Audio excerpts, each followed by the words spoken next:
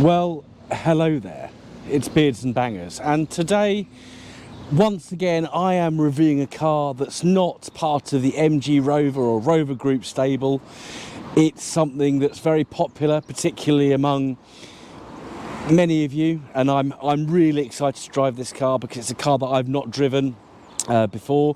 I have driven a previous mark of this car, but that was probably 20 years ago. So today, I'll just spin you around. We're going to have a look at a Ford Focus ST Mk3 facelift. Welcome to Beards and Bangers. So the last time I drove one of these was actually a Mark II. So the Mark II Focus came out in 2004, I think, 2004, 2005. And it had, the ST version had a Volvo straight 5 engine, so the same engine that was found in the 850s and various other cars, because of course Ford did own Volvo at one point. So we go back to the very beginning of the Ford Focus history. They were launched in 1998, first models officially sold in 1999. Mark I Focus is really desirable, very well handling cars, and then in 2004 there was the Mark II Focus. And a little after that, I think in 2005, they introduced the Focus ST. So yeah, with the 5-cylinder engine. For the Mark III, however, they brought out, they had a smaller engine that was somewhat lighter, 4-cylinder turbocharged engine, just 2 litres in capacity rather than 2.5 with the 5-pot. And it actually puts out more power. So the Mark II Focus STs put out about 225 brake horse. The Mark IIIs put out 250, but this one is slightly different because it's been tuned by Mountune, and this one is putting out around 275 brake horsepower. So we'll have a good look at the outside of the car, we'll have a look in the engine bay, we'll of course have a look inside, and then what I'm really excited to do is take it out for a drive, which we'll do in just a second. So yeah, so the styling was quite, the Focus really evolved. You know, they got that very distinctive Mark I shape, very pointy, very pointed looking, quite interesting stance. They rounded things off for the Mark II, and then we've got this new shape for the Mark III, which didn't change a lot actually, I have to say, with the Mark IV. Slightly bigger windows, I think, at the back. Very nice Nissan Skyline just disappearing down there. Oh, how lovely. Yeah, so yeah, very sleek cars. What I do love with them is this design of the front. So we've got this lovely deep grille, deep bumper with a built-in splitter on the front there, just below the fog lights. And then we've got these lovely lights that sweep up and then it's got form into a teardrop shape at the top there. Nice ridging in the bonnet as well. Yes, everything very sleek, very aerodynamic, and yeah, just a beautiful line, and then just almost drops away at the back. So very attractive looking cars. Even things like the fuel filler cap is very well styled. It's just really nice. Rear lights also very distinctive, very attractive. And of course, this being an ST, it does differ from the standard Focus because we've got this very different rear bumper with our very nice, this is factory, this isn't aftermarket, we've got our standard exhaust here, but centre exit with this interesting shape, and it really is a very attractive thing. What I'm going to do now is get, well, nice spoiler as well, we shouldn't miss that, but yeah, this black colour is really quite attractive. Obviously a bit difficult keeping the car clean this time of year, but yeah, really nice wheels, massive brakes, and just having driven it over here, the brakes are really sharp. So you've got some just standard vented discs on the front, and then we've got solid discs on the back. But yeah, very good braking indeed. Let's get the bonnet open and have a little look at the engine. So we've got our EcoBoost engine under the bonnet here. So not a lot to see because this is a 2015 car, very late 2015 car. So of course we're getting into that realm of not being able to see or do very much yourself. But yeah, under the cover we've got our 4-pot engine. We've got our induction kit here, and then we've got our turbocharger under there, so unfortunately we can't see the turbocharger, but yeah, pretty straightforward layout. We've got battery and fuses over here, and we've got our coolant expansion tank, brake fluid reservoir there, I think, and our screen wash down here. One thing that just surprised me is that there's no gas struts for the bonnet. It's got the stalk up here, so I was a little bit surprised by that. So it's been I have had a couple of Focuses, 3 in fact, in the past.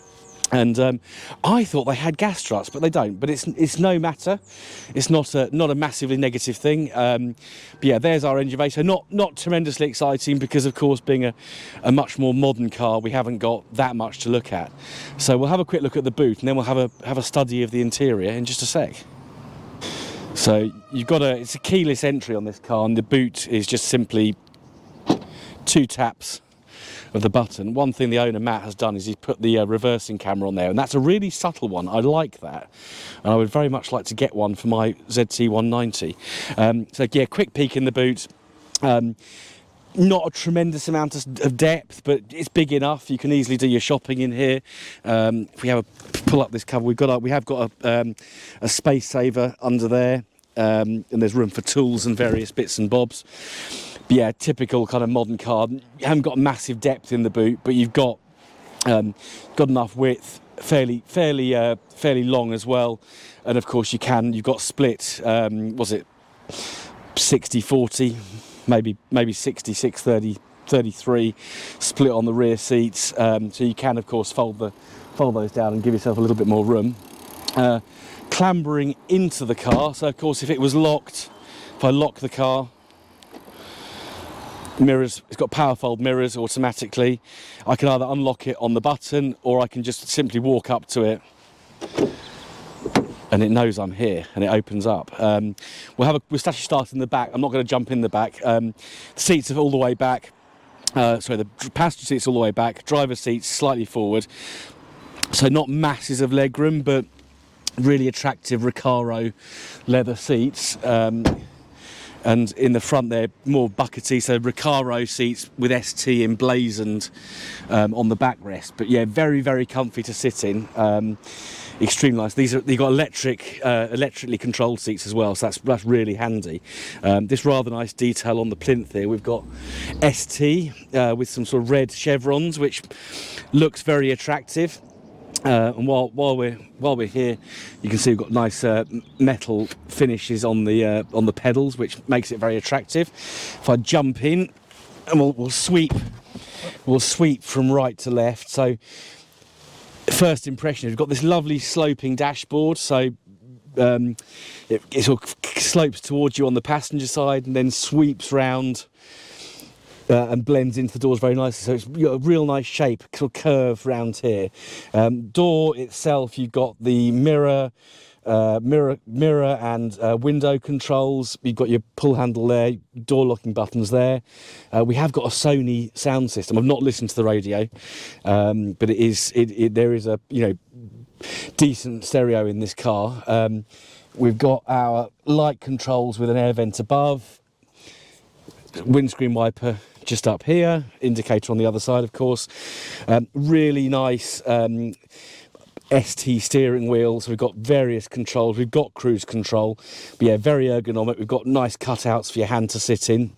On the dials we've got speedo, we've got temperature, fuel and a rev counter, so pretty standard. We obviously got a screen. If I turn the ignition on, so I'm not going to start it yet, but yeah, we've got a little info screen up ahead of us there, and of course we've got no keyhole because we've got a stop start. Don't know how well you can see that. We've got a stop start button here, so the key's in my pocket. Don't need to put that in a special slot or peg. Nice centre armrest with a bit of storage under there. Adjustable cup holders, which are really handy, and you can get your big, I don't know, McDonald's milkshake in there if that's your thing. Just turn the the power off a sec because the air conditioning's blowing rather well. The gear change, gear stick is here. We've got traction control and auto stop start on or off. Power socket, USB socket, little cubby there for tissues or what have you. And then we've got full climate control, dual zone, so you can have different temperatures each side. We've got our sort of very basic radio controls here. And then we've got an aftermarket head unit, which you wouldn't know unless I'd been told.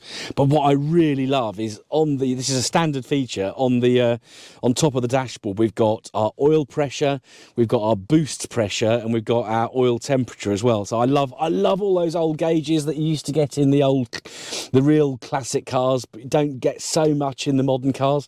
I think that's a really nice feature. What I do also like, if we just spin you around, is the dark headlighting. So we've got 2 interior lamps, sunglasses holder, which is really nice. Yeah, and this dark headlining. And also, I didn't point out on the outside, we've got these louvers on the rear quarter lights, which really give it sort of some sporting elegance. But yeah, you feel very cosseted. It's the seats are firm. Spin you around. The seats are firm, but they're very comfy. I can imagine, going on a long cruise in this car. You've got the centre armrest. You've got a decent footwell for your feet. It's actually very comfy, and I've just driven it, I don't know, 3-4 miles to get to where I've come to film, and it just feels really nice. I do like that kind of buckety seat. I'm an MGZT driver, so there we are. So I think without further ado, it's a bit wet. I'm told the front wheels will light up in this car in the wet, which I'm kind of excited about. So we'll get set up for going driving, and then I shall give you my thoughts on how the car actually handles and feels and drives, and how fast it is with that 275 brake horsepower. Let's drive. Right, so it springs into life really easily on the touch of a button. What am I doing wrong here? Oh, handbrake. Might help to use that. So let's go for a little drive. So I'm actually going to do a bit of motorway driving today, because that's something I don't normally do on a test drive video, but I think this car lends itself to being driven in quite a spirited fashion. So I'm going to enjoy all types of roads. So I'm currently in a village, so on a little B road, can't go terribly quickly. But yeah, there feels like there's quite a long travel on the accelerator pedal, which can only be a good thing. Gear change is lovely. It's really precise, short throw. Yeah, I'm liking that a lot. And yes, I am checking to see if my external camera is still mounted. We'll move that in a sec. But yeah, this is lovely. This is really comfy. The steering is extremely precise. Oh, we've got a big puddle to get through here. Let's just negotiate this very carefully. We'll make sure that segment goes in the video. It's been phenomenally wet down here the last 2 days, so I think up further north they've had snow, but there must be a line as you get to Sheffield where the snow starts, because it's been warm and mild, but we've had so much rain and everywhere's flooded. So I'm going to get a little bit further on and find a place where I can really open this car up and start to give you my really honest thoughts on this performance version of a British classic that they're going to stop making these next year, 2025. They're going to stop making Focuses. They've already stopped making Fiestas and Mondeos. What are Ford doing? Jumping in with this SUV electric car bandwagon, which I think's uncertain. More on that, I think, in another video. So I've just been driving around Potter's Bar, and if you just tickle it around, if you're light-footed, it'll just pot around town really happily, really happily.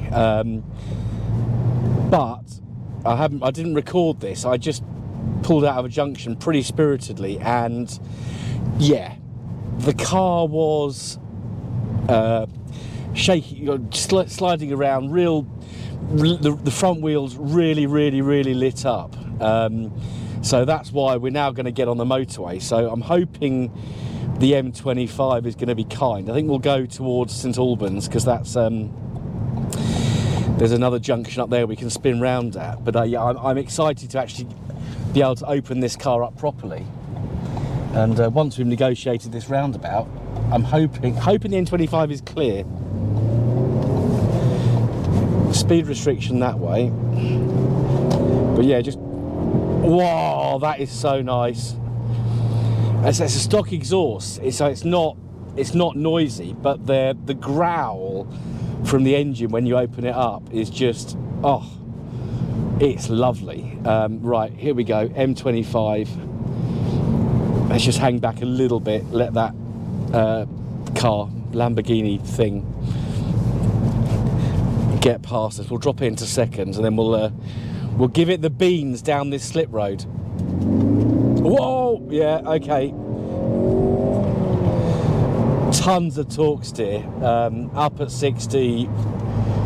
Yeah, I think they're about 6 seconds to 60, maybe less. They're quick. But here we are, the beautiful M25, somewhere I would not normally do a car review, but I just want to be able to drive this car at speed with some confidence. But of course we're now stuck in traffic, but it's very planted.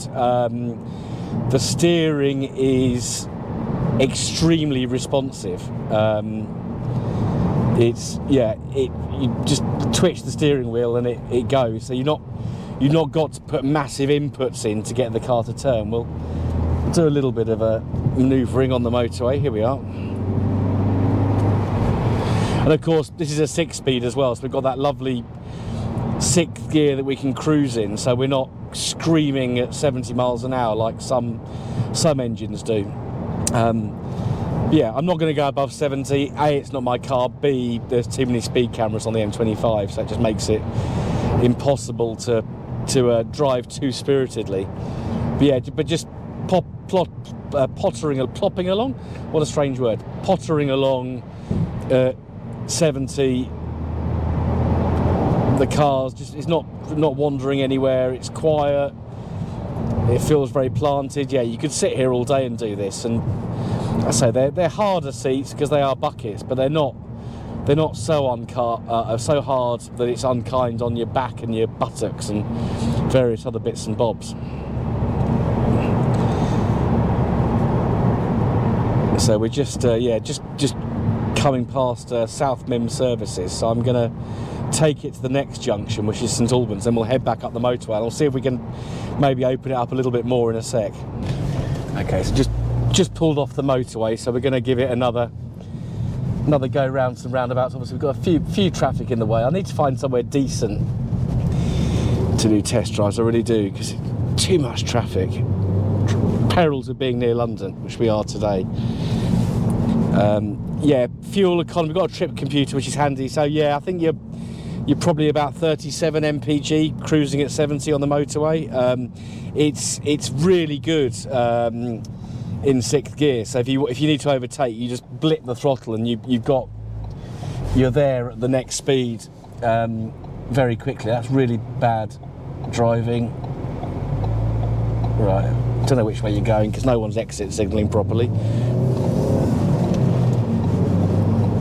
But yeah, these roundabouts, so much fun in this car. Oh, I love it.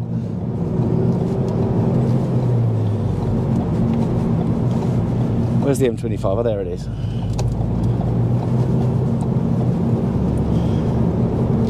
Variable speed limit. Here we go. Come on, BMW, drive like a BMW. Oh, that engine note is just lovely. I really like it. Oh.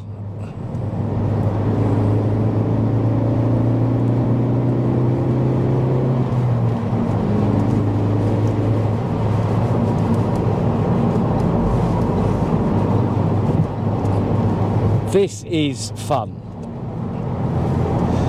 This is really fun. I better give you some thought. Would I buy a Focus ST? Yes. Which one would I buy? Would I go for a Mark? Probably wouldn't. There's no Focus ST in Mark 1. You've got the RS. Mark 2, you've got the Ford stroke Volvo 5-cylinder engine. Mark 3, you've got the turbocharged engine with extra power. This one's got even more power because it's been tuned. I need to drive another Mark 2 and then I can give you an informed decision. But would I buy a Mark 3? Absolutely, yeah. Am I going to buy a Ford Focus ST at some point in the near future? Quite probably. But it's between the 2 and the 3. I don't know. This is just, it's so planted. It's really nice. I'm now doing 80. I'm just making sure I'm not going near any cameras.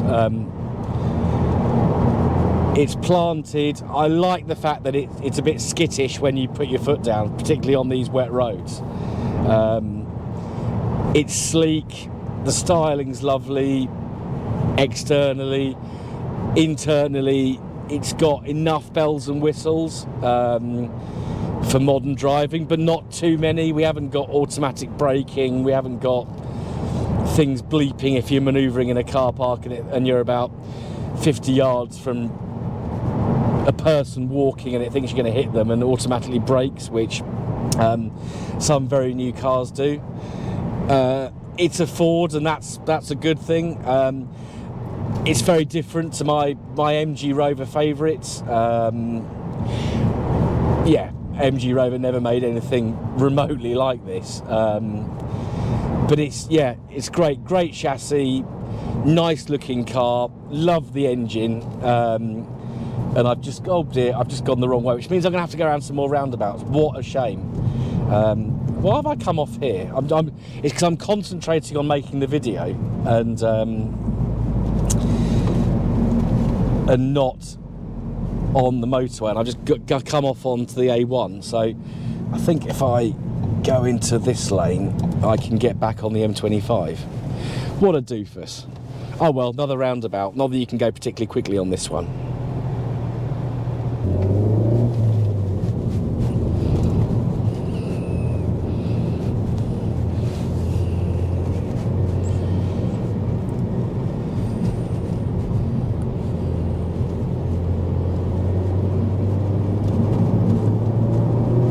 Ah, damn it.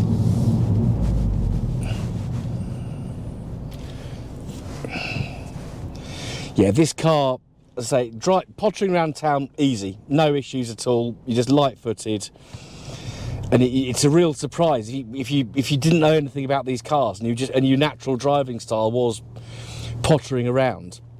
You'd be like, oh, this is really sedate. But here we go, green light. Let's give it some beans out of here.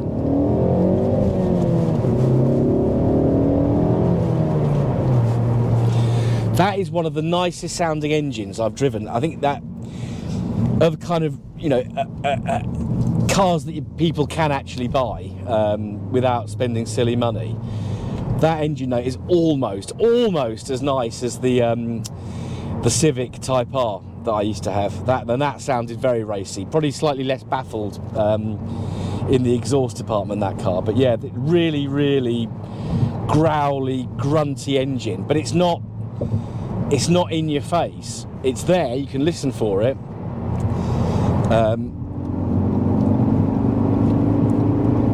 That responsiveness in 5th gear is superb. 6th gear, it pulls really nicely as well.